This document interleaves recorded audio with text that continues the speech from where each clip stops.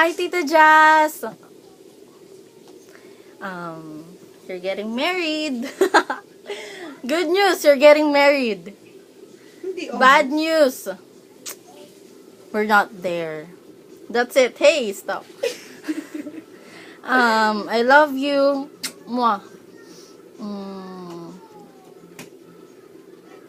I wish you will be happy forever with Tito Oning, with Mr. Bean, and always take care.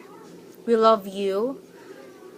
And Tito Onin, ingatan mo si Tita Jazz, make her happy always.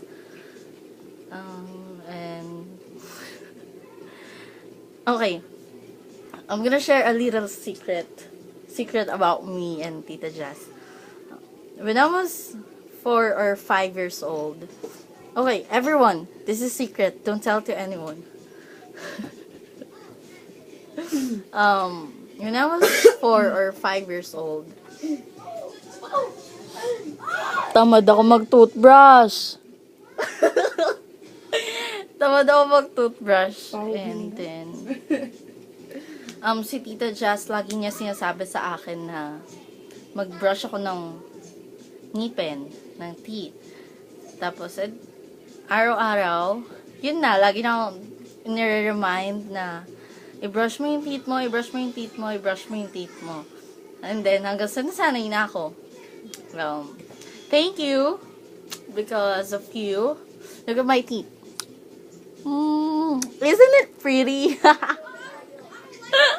I'm so confident, sorry.